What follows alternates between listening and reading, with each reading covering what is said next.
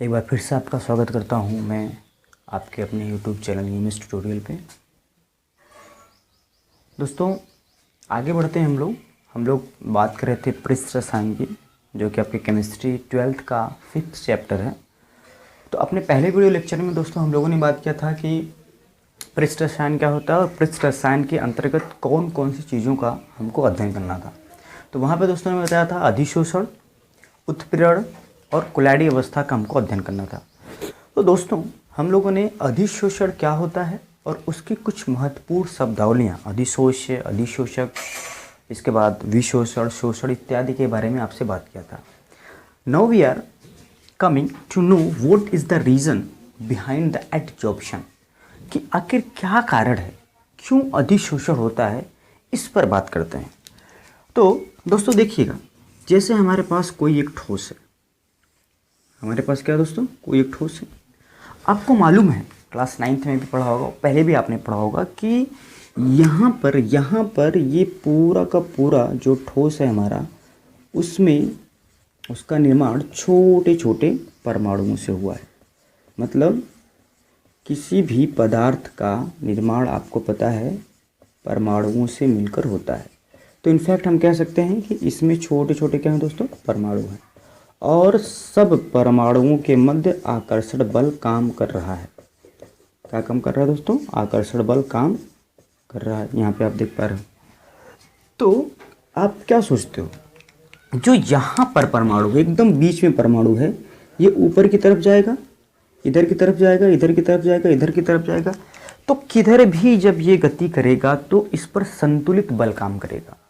क्या होगा, संतुलित बल काम करेगा। मतलब ये ना तो इधर जा पाएगा, ना इधर जा पाएगा, ना इधर जा पाएगा, ना इधर जा पाएगा, क्योंकि चारों तरफ इसके परमाणुओं में क्या हुआ, घेरा हुआ है। परंतु जरा सा आप ऊपर वाले परमाणुओं के बारे में विचार करिएगा कि ये इधर जाएगा, इधर जाएगा, इधर जाएगा, तो इन तीनों दिशाओं में इस पर संतुलित बल लग रहा है। ये इधर धक्का दे रहा है, इधर धक्का दे रहा है, इधर धक्का दे रहा है। लेकिन यहाँ पर ऊपर की तरफ कोई परमाणु नहीं, क्योंकि ये खुद किस पर है, सतह पर है। किस पर है, सतह पर है। तो यहाँ पे जो बल लगता है वो असंतुलित बल होता है। यहाँ पर दोस्तों कैसा बल होता है, असंतुलित बल कार्य करता है। अब ये असंतुलित बल जब कार्य करता है तो आने वाला गैस का अणु इसके आकर्षण के कारण इस पर आके क्या होता है, चिपक जाता है। इसके आकर्षण के कारण यहाँ पर संतुलित बल कार्य कर रहा है, लेकिन यहाँ पर असंतुलित बल कार्य कर रहा है। तो आने वाला जो गैस का अणु होता है, इसकी सतह पर आकर दोस्तों क्या होता है, चिपक जाता है, जुड़ जाता है। किसके कारण, आकर्षण के कारण। और दोस्तों याद रखना है कि यही कारण है कि जब यहाँ पर आकर्षण बल होता है तो यहाँ से ऊष्मा क्या होती है, बाहर निकलती है। क्या होती है, बाहर निकलती है। तो दोस्तों ध्यान क्या देना है अपने आप को कि अधिशोषण का क्या कारण है। अधिशोषण जो है वो क्या कारण है, क्यों अधिशोषण होता है। तो सतह पर स्थित अणुओं के मध्य यहाँ पर असंतुलित बल कार्य करता है, और सतह के अणु आने वाले जो हमारे पार्टिकल है उसको अट्रैक्ट कर लेता है, आकर्षित कर लेता है, जिसके कारण से अधिशोषण होता है। तो अगर कोई पूछे कि अधिशोषण का क्या कारण है, तो आपका एक लाइन में जवाब होना चाहिए कि सतह पर स्थित अणुओं पर असंतुलित बल का होना ही क्या है, अधिशोषण का क्या है, कारण है। दूसरा, अधिशोषण जो है वो ऊष्मा छेपी प्रक्रिया है। केमिस्ट्री में हमेशा आप याद रखिएगा, जब आकर्षण बल काम करता है तो ऊष्मा निकलती है। ऊष्मा क्या होती है, निकलती है। क्योंकि दोस्तों यहाँ पर क्या हो रहा है, इसकी दोस्ती हो रही, इस जो गैस पार्टिकल है इसकी दोस्ती इसके साथ हो रही है, इसकी दोस्ती इसके साथ हो रही है। इसका मतलब इसको क्या करनी होगी, कीमत चुकानी पड़ेगी। क्या होगी, कीमत चुकानी पड़ेगी। और वो कीमत क्या चुकानी पड़ेगी, इसमें से ऊष्मा बाहर निकल जाएगी। इसमें से क्या हो जाएगी, ऊष्मा बाहर निकल जाएगी। तो ऊष्मा क्या होती है दोस्तों, यहाँ से बाहर निकलती है। क्यों बाहर निकलती है, क्योंकि आकर्षण होती है, तो उसमें से ऊष्मा क्या होता है, बाहर निकलता है। ये दोनों जो आपके ये आने वाला और ये जब आपस में जुड़ेंगे यहाँ पर सतह पर जो है क्या आएंगे, वो परमाणु आ जाएंगे सतह पर, जो हमारे अणु या परमाणु या स्पीसीज आ जाएगी। तो जब ये एक दूसरे से जुड़ेंगे तो आकर्षण होगा, और आकर्षण होगा तो दोस्ती होगी, और दोस्ती होगी तो दोस्ती की तो कीमत चुकानी पड़ेगी, और कीमत किस रूप में चुकाएगा, ये उष्मा को बाहर निकाल के। तो याद रखना है कि जो अधिशोषण होता है वो एक उष्मा छेपी प्रक्रिया है। अधिशोषण के दरमियान, अधिशोषण जब होता है तो उष्मा क्या होती है दोस्तों, बाहर की तरफ निकलती है। उष्मा क्या होती है, बाहर की तरफ निकलती है। तो अगर हम ये कहें उष्मागतिकी के बारे में, इसके बात करेंगे हम लोग, आगे बढ़ेंगे तो उष्मागतिकी पर ही बात करेंगे। अब यहाँ पर एक टॉपिक और हम लोग लेते हैं कि मैंने आपको बताया था कि अधिशोषण क्या होता है और अवशोषण क्या होता है। इसमें थोड़ा सा हम लोग अंतर के बारे में यहाँ पे डिस्कस करते हैं कि अधिशोषण और अवशोषण में क्या अंतर है दोस्तों। तो ये हमारा है अधिशोषण, अधिशोषण, और ये है अपना अवशोषण। तो दोस्तों ध्यान क्या देना है, अधिशोषण और अवशोषण में क्या अंतर है। तो मैंने आपको बताया था कि अधिशोषण जो है वो सतह पर होने वाली परिघटना है। ये कहाँ पर होने वाली परिघटना है दोस्तों, सतह पर होने वाली परिघटना है। और यह स्थूल में होने वाली परिघटना है। मतलब यह कहाँ पर होगी दोस्तों, सतह पर होगी, लेकिन यह कहाँ होगी, सतह के साथ साथ कहाँ पर होगी, स्थूल में होगी, अंदर होगी। तो ऐसी परिघटना को क्या बोलेंगे अपन, अवशोषण बोलेंगे। और केवल सतह पर होगी क्या होगी दोस्तों, अधिशोषण होगी। अब दूसरा पॉइंट इसमें है कि यह पहले बड़ी ही तीव्र गति से होती है। अधिशोषण शुरुआत में जब स्टार्ट होगा तो बड़ी तीव्र गति से होगा, लेकिन समय के साथ क्या होगा, समय के साथ साथ ये क्या हो जाएगा दोस्तों, मंद पड़ जाएगा। क्या हो जाएगा, मंद पड़ जाएगा। लेकिन अवशोषण में क्या होगा, जो शुरू से रहेगा स्पीड, वही अंत तक स्पीड क्या रहेगा, बना रहेगा। मतलब जिस गति से अवशोषण शुरू होगा उसमें पार्टिकल स्थूल में जाने शुरू होंगे, वह अंत तक मेंटेन रहेंगे। मतलब पहला पॉइंट यह सतह पर होता है, स्थूल पर होता है। दूसरा पॉइंट, प्रारंभ में अधिशोषण की गति तीव्र होती है, जबकि अंत में अवशोषण में शुरू से लेकर अंत तक जो अवशोषण की गति रहती है वो क्या रहती है दोस्तों, समान रहती है। इसके एग्जाम्पल की बात करें तो जैसे सूती वस्त्र पर क्या होता है, आप देखते हैं रंग चढ़ाया जाता है कंपनियों में, तो ऊपर सूती जो हमारे वस्त्र हैं इसके ऊपर क्या होता है दोस्तों, कलर हो जाता है। अंदर इसके कलर नहीं होता, लेकिन उसके ऊपर कलर हो जाता है। तो ऐसे उदाहरण को हम लोग क्या बोलते हैं, अधिशोषण बोलते हैं। या आपने सिलिका जेल देखा होगा, जूतों के पैकेट में, मोबाइल के पैकेट में रखा रहता है, तो वो क्या करता है, वो हमारा काम करता है किसका, अधिशोषण का काम करता है। अवशोषण की बात करें तो निर्जल कैल्शियम क्लोराइड को जो हम लोग पानी में डुबाते हैं तो पूरा वो पानी सोख लेता है। रुई है वो पानी सोख लेता है, तो वो क्या है, एक अवशोषण का एग्जाम्पल है। तो इस तरीके से दोस्तों अधिशोषण और अवशोषण में क्या कर सकते हैं, डिफरेंशिएशन कर सकते हैं, क्या कर सकते हैं, उसको अलग भी कर सकते हैं। अब एक छोटा सा टॉपिक दोस्तों हम लोग बात करते हैं धनात्मक अधिशोषण और ऋणात्मक अधिशोषण। ये भी बड़ा आसान सा आपके पास टॉपिक है, धनात्मक अधिशोषण और ऋणात्मक अधिशोषण। तो दोस्तों यहाँ से आप समझ सकते हैं कि ये दोनों टॉपिक क्या होने वाले हैं। बड़ी आसान से कॉन्सेप्ट है। जब किसी अधिशोष की सतह पर, अधिशोष कौन, जो अधिशोषण करता है, अधिशोष की सतह पर जब अधिक मात्रा में जब अधिशोषक की सतह पर अधिशोषक की सतह पर अधिक मात्रा में अधिशोष के कण आके जुड़े, जब अधिशोषक की सतह पर अधिशोष के कण अधिक मात्रा में आके जमे या जुड़े, तो दोस्तों उसको हम लोग धनात्मक अधिशोषण कहेंगे। और जब अधिशोषक की सतह पर कम मात्रा में क्या हो आके जमे, तो उसे हम क्या कहेंगे, ऋणात्मक अधिशोषण कहेंगे। जब अधिशोषक की सतह पर ज्यादा मात्रा में अधिशोषक के कण आके जमे या जुड़े तो उसे हम धनात्मक अधिशोषण, और जब अधिशोषक की सतह पर कम मात्रा में कण आके जमे या जुड़े तो उसे हम ऋणात्मक अधिशोषण कहते हैं। ठीक है दोस्तों, तो धनात्मक ऋणात्मक अधिशोषण ये बड़ा आसान सी बात थी। जब ज़्यादा पार्टिकल आके अटैच होंगे, जुड़ेंगे तो धनात्मक अधिशोषण, और जब कम पार्टिकल आके अटैच होंगे दोस्तों हम क्या बोलेंगे, उसको ऋणात्मक अधिशोषण बोला जाएगा।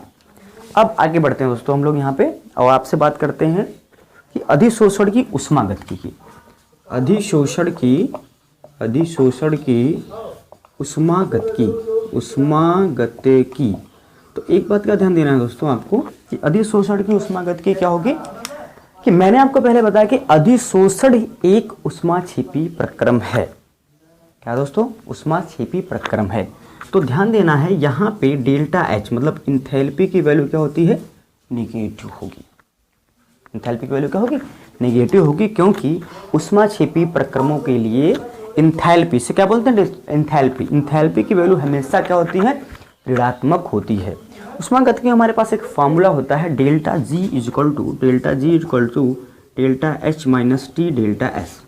Delta H minus T delta S हमारे पास क्या होता है, एक फार्मूला होता है जिससे हम ये आधार बनाते हैं कि किस तरीके से ऊष्मागतिकी में हमारा ये आपका जो अधिशोषण की ऊष्मागतिकी उस पर काम करेंगे। तो ये क्या है, ये हमारे पास ये इंथैल्पी है, ये टेम्परेचर है, ये क्या है, ताप है, ये क्या है, ये आपकी क्या है, एंट्रोपी है। ये क्या दोस्तों, एंट्रोपी है। ये हमारा क्या है, ये हमारा आपका, ये मैंने बताया आपको क्या है, इंथैल्पी है। इंथैल्पी है, ये क्या है दोस्तों, इंथैल्पी है। और डेल्टा जी आपका क्या है, यहाँ पे डेल्टा जी जो है वो आपका गिब्स फ्री ऊर्जा है, गिब्स फ्री ऊर्जा है। और ध्यान देना है जब डेल्टा जी का मान 0 होगा तो वो साम्यावस्था की स्थिति होगी। कैसी स्थिति होगी दोस्तों, साम्यावस्था की स्थिति होगी। डेल्टा जी अगर माइनस होगा तो यह स्वतः प्रक्रम कहलाएगा, मतलब अपने आप चलने वाला प्रक्रम। और डेल्टा जी पॉजिटिव होगा तो यह स्वतः प्रक्रम के नाम से जाना जाएगा, मतलब अपने आप यह प्रक्रम नहीं होगा। अपने आप होने वाला प्रक्रम क्या मतलब, जैसे ऊपर से पानी की प्रवृत्ति है वो नीचे ही आएगा तो उसके लिए डेल्टा जी क्या होगा, नेगेटिव होगा। उसके लिए डेल्टा जी क्या होगा दोस्तों, नेगेटिव होगा। जब कोई चीज़ साम्यावस्था पे रहेगी, मतलब इधर से होने वाली गति इधर से होने वाली गति बराबर रहेगी, तो उसे अपन क्या बोलेंगे, डेल्टा जी की वैल्यू उस वक्त क्या है, नेगेटिव है। और जब कोई प्रक्रम स्वतः मतलब अपने आप ना हो, अपने आप ना हो, जैसे इस कमरे से गैस को बाहर निकालना है तो गैस तो अपने आप बाहर नहीं जाएंगे, फोर्सफुली उनको बाहर लेके जाना पड़ेगा, ऑब्वियसली जाना पड़ेगा। तो डेल्टा जी उसके लिए क्या होगी, पॉजिटिव होगी। तो दोस्तों जब डेल्टा जी निगेटिव होगा, डेल्टा जी क्या होगा, निगेटिव होगा, तभी हमारी ये अधिशोषण की प्रक्रिया अपने आप स्वतः होगी। और किसी भी ऊष्मागतिकीय निकाय में स्वतः अभिक्रिया या प्रक्रम होने के लिए डेल्टा जी की वैल्यू क्या होनी चाहिए, निगेटिव होनी चाहिए। तो डेल्टा जी की वैल्यू जब तक निगेटिव नहीं रहेगी तब तक ये प्रक्रम नहीं होगा। तो अधिशोषण की ऊष्मागतिकी की बात करें तो ऊष्मागतिकी मैंने बताया अधिशोषण प्रक्रिया क्या है, ऊष्माक्षेपीय प्रक्रिया। इसमें ऊष्मा बाहर की तरफ निकलती है। तो कह सकते हैं कि ठोस की सतह पर किसी गैस के 1 ग्राम मोल अधिशोषित होने पर मुक्त ऊष्मा ही अधिशोषण की ऊष्मा कहलाती है। मुक्त ऊष्मा ही क्या कहलाती है, अधिशोषण की ऊष्मा कहलाती है। मतलब ठोस की सतह पर 1 ग्राम मोल मतलब 1 मोल अधिशोषित होने के लिए जो ऊष्मा निकलती है उसे हम अधिशोषण की ऊष्मा कहते हैं। और अधिशोषण की ऊष्मागतिकी को समझने के लिए अपन को क्या करना है, इस फॉर्मूले को देखना, delta G equal to delta H minus T D S. ये क्या होना चाहिए, निगेटिव होना चाहिए। ये निगेटिव कब होगा, जब ये वैल्यू पूरी क्या आएगी, निगेटिव आएगी। और ये वैल्यू निगेटिव कब आएगी, तो ध्यान रखना है हमको, जब यहाँ पर ये वैल्यू तो निगेटिव होती है। क्यों निगेटिव होती है, क्योंकि उसमें बाहर निकलती है। तो delta G equal to minus delta H. अब ये भी क्या है दोस्तों, माइनस टी डी एस। अब अगर टेम्परेचर की वैल्यू, अगर ये टेम्परेचर की वैल्यू और डेल्टा ये जो इंट्रोपी है, अगर इंट्रोपी जब बढ़ेगी, इंट्रोपी क्या होगी दोस्तों, बढ़ेगी। जैसे इंट्रोपी जब बढ़ेगी तो इसकी वैल्यू क्या होगी, इसकी वैल्यू मतलब जब हमारा ठोस से गैस में जाएगा, जब ठोस से क्या होगा, गैस में जाएगा, तो इंट्रोपी क्या होगी, पॉजिटिव होगी। इंट्रोपी क्या होगी, पॉजिटिव होगी। लेकिन जब पार्टिकल, इंट्रोपी का मतलब होता है बिखराव, रैंडमनेस। क्या होता है, रैंडमनेस। तो रैंडमनेस दोस्तों क्या होगा, जब कोई ठोस से गैस में जाएगा तो रैंडमनेस बढ़ेगा, तो रैंडमनेस बढ़ेगा तो इंट्रोपी पॉजिटिव होगी। लेकिन जब वही पार्टिकल ऑर्डर्ड हो जाएगा, एक जगह आके रुक जाएगा, जम जाएगा, तो इंट्रोपी क्या हो जाएगी दोस्तों, निगेटिव हो जाएगी। तो यहाँ पे क्या होता है, पार्टिकल इधर उधर घूम रहा है, अभी आके इसके सतह पर जम गया, तो इंट्रोपी क्या होगी, बिखराव क्या होगा, रैंडमनेस क्या हो गया, कम हो गया। तो कम हो गया तो इंट्रोपी यहाँ पर डेल्टा जो हमारा डेल्टा एस है वो क्या हो जाएगा, निगेटिव हो जाएगा। तो डेल्टा एस निगेटिव हो जाएगा तो ये पूरी की वैल्यू क्या हो जाएगी दोस्तों, हमारे पास पॉजिटिव हो जाएगी। ये पूरी की पूरी वैल्यू क्या हो जाएगी, पॉजिटिव हो जाएगी। अब उस स्थिति में जब ये वैल्यू पॉजिटिव हो जाएगी तो हमारे डेल्टा जी को निगेटिव होने के लिए क्या होना चाहिए, इस वैल्यू को ज़्यादा होना चाहिए। जैसे ये वैल्यू 5 है तो -5 + 4 इक्वल टू क्या हो जाएगा, -1 आएगा। तो यहाँ पर इंट्रॉपी को, अगर इंट्रॉपी खुद निगेटिव है, इंट्रॉपी क्या है, खुद निगेटिव है, तो यहाँ पर क्या होगा, ये वैल्यू ज़्यादा होनी चाहिए। और इंट्रॉपी अगर पॉजिटिव है, इंट्रॉपी अगर पॉजिटिव है तो ये पॉजिटिव ये निगेटिव मिलकर निगेटिव रहेगा, और ये वैल्यू तो निगेटिव है ही है, तो ओवरऑल जो रिजल्ट आएगा वो क्या आएगा दोस्तों, हमारे पास निगेटिव ही आएगा। और निगेटिव आएगा तो हमारा वो जो अधिशोषण हो रहा है वो स्वतः अपने आप होगा। तो ध्यान क्या देना है कि क्षेत्रफल अगर बढ़ेगा, क्षेत्रफल यदि बढ़ेगा, क्षेत्रफल बढ़ेगा तो अधिशोषण की मात्रा क्या होगी दोस्तों, बढ़ेगी, क्योंकि वो क्षेत्रफल की क्या होती है, क्षेत्रफल की क्या होती है, समानुपाती होता है। अधिशोषण क्या होता है, क्षेत्रफल के समानुपाती होता है। अधिशोषण के लिए डेल्टा जी निगेटिव होना चाहिए, और डेल्टा जी निगेटिव होने के लिए पूरी वैल्यू क्या आनी चाहिए, निगेटिव आनी चाहिए, तभी हमारी जो है ये अधिशोषण की प्रक्रिया संपन्न हो पाएगी। ठीक है दोस्तों, तो ध्यान रखना है कि मैंने आपको बताया कि अधिशोषण क्या होता है, इसके बाद हमने बात किया अधिशोषण और अवशोषण में अंतर क्या होता है, फिर हमने धनात्मक अधिशोषण और ऋणात्मक अधिशोषण की बात किया, फिर ऊष्मागतिकी की बात किया, और उसमें मैंने सिंपल सा आपको बताया बहुत ही आसान सी भाषा में, इसमें कोई दिक्कत की बात नहीं, कि डेल्टा जी क्या होना चाहिए, निगेटिव होना चाहिए। और डेल्टा जी निगेटिव कब होगा, जब ये पूरी की पूरी वैल्यू क्या होगी, निगेटिव होगी। और डेल्टा एच जो है वो अधिशोषण के लिए निगेटिव होता है, क्योंकि ऊष्माक्षेपी प्रक्रम है, ऊष्माक्षेपी प्रक्रम के लिए हमेशा इंथैल्पी क्या होती है, निगेटिव होती है। और यहाँ से डेल्टा एस भी निगेटिव होगा, तो ये पूरी की पूरी वैल्यू हमको क्या मिलेगी, निगेटिव मिलेगी, जिसके कारण से आसानी से हमारा अधिशोषण हो पाएगा। आगे हम लोग बढ़ेंगे दोस्तों, अधिशोषण के प्रकार की बात करेंगे, जहाँ पे भौतिक और रासायनिक अधिशोषण की बात करेंगे। Till then take care, good bye.